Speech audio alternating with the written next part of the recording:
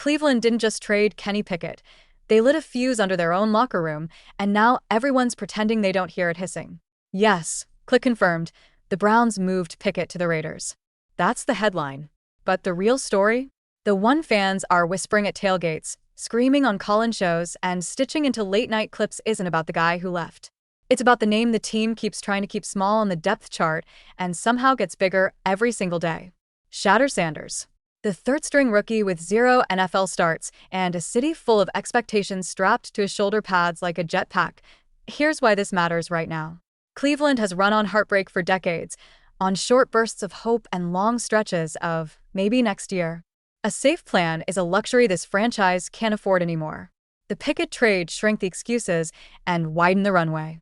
And whether the people at the podium admit it or not, the runway points straight at the most polarizing rookie in football. You can feel it in the building, you can see it in the numbers, and you can hear it echoing from people who actually move the needle in this league. Let's open 3 doors and leave them cracked for later. First, the signal inside the Pickett deal. Why moving a young, experienced arm out of the room quietly handed Shedeur more oxygen and more reps. Second, the moment Travis Kelce said the quiet part out loud and turned a local buzz into a national debate with one sentence. And third, the thing owners care about more than playbooks: money, attention, brand heat, and how a conservative system is strangling it while a rookie on ice keeps breaking the internet without playing it down. Keep those hooks in your head. We're coming back to them. Because if you think this is just developmental patience, you're missing the tension that's turning every Browns practice into a countdown. Start with the move everyone tried to file as paperwork. Pickett to the Raiders. Roster churn. Next man up. Shrug. Except that's not how it landed. Inside that quiet headline was a loud admission. Reps just got redistributed, and they didn't go to ghosts. Joe Flacco is aging. Dylan Gabriel is up and down. Remove the mid-tier safety net, and the room gets honest. Suddenly, the rookie work isn't a courtesy. It's a necessity. You felt the tone shift the minute the trade went through. The language from upstairs stayed the same. Sure, veterans process, timeline, but the math changed overnight.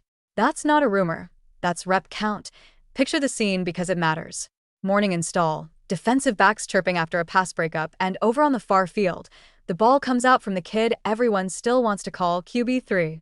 The release looks the same on every clip. Quiet hands, calm feet, ball placed where only his guy can touch it. It happens again, and then someone posts a 12-second cut to social, and it does 1 million views before lunch. Context: Cleveland practices. Application: more reps for Shedeur in a smaller room. Framing: in a city starving for a spark, getting the ball to the player who makes cameras vibrate isn't just football, it's strategy. But let's not pretend all this is just X's and O's. Quarterback rooms are politics with cleats on. The league loves pipelines and pedigrees. Shedeur isn't the tidy story. He didn't arrive as a legacy pick for a GM guarding his resume. He arrived as a storm system: production, personality, and a spotlight that follows him like it pays rent. That's threatening. If he rises, other investments fall. If he works, someone else becomes redundant. If he becomes the show, the coach can't be. You can feel the friction, and you can tell, because the quieter the team tries to keep his name, the louder the city says it. Now park that tension for a beat and walk with me to the loudest moment of the summer. Travis Kelce. 3 rings. All-timer. Cleveland Heights born and proud. He's a pro's pro who knows exactly how this machine runs behind the curtain, and he stepped up to a mic and didn't do the diplomacy dance. He said what fans were already saying in living rooms and barbershops. He wants to see Shedeur Sanders play. Not in a year. Not in some preseason cameo. He wants to see it. And that, from him, lands like a drumline. Because when a future Hall of Famer with championship jewelry chooses to spend his capital on your rookie QB, unprompted, that's not a compliment. That's a permission slip for the entire football world to start asking, why not now? Watch how fast the dominoes toppled after that. Clips. Debate desks. Players chiming in.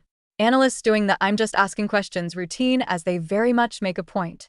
Kelce's nod moved the conversation from cute idea to credible pressure. And when pressure gets a microphone, it becomes expectation.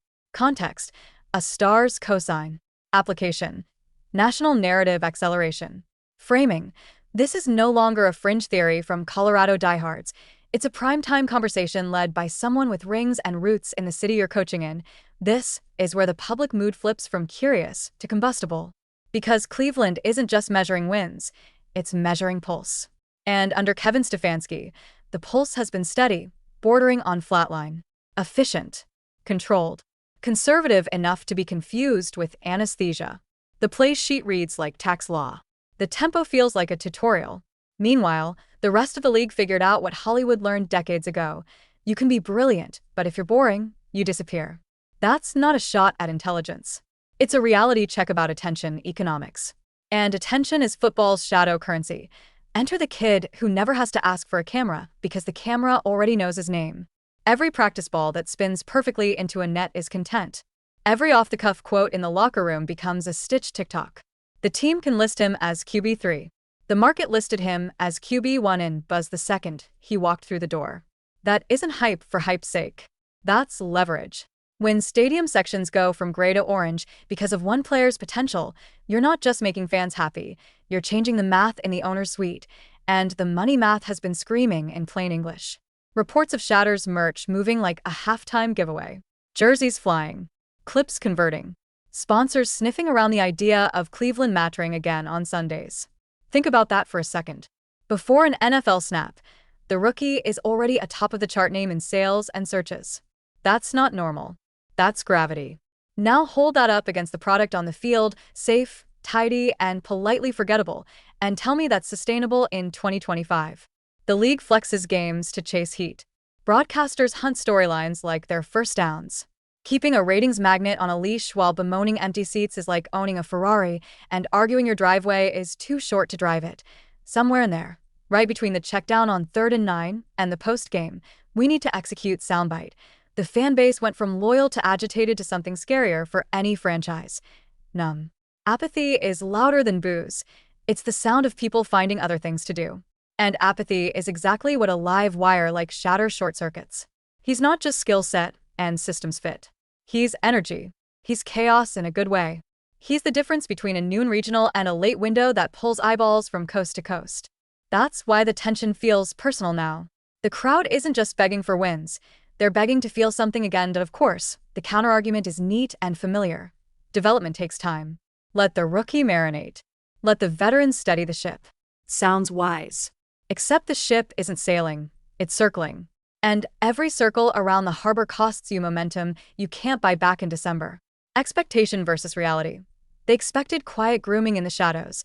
Reality is a spotlight blasting through the curtains because the city brought its own floodlights and the league held the door open. This is where the conspiracy whispers start, and even if you don't buy them, you understand them. Is the system sitting on him because he's not ready, or because it's not ready for him?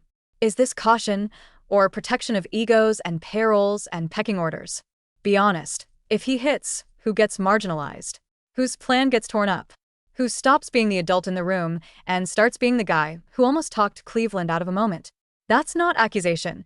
It's an acknowledgement of human nature in a business that dresses politics in jerseys. Meanwhile, the one thing the team can't stop is the clock.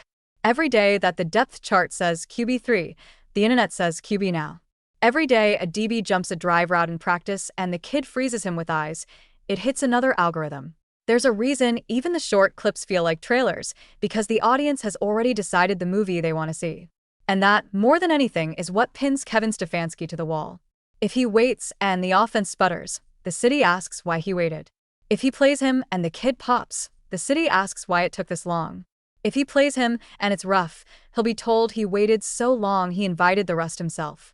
That's not fair. It's football, but let's zoom back out to the value loop, because it keeps us honest. Context. A franchise at a crossroads. One path paved in caution, the other in risk. Application.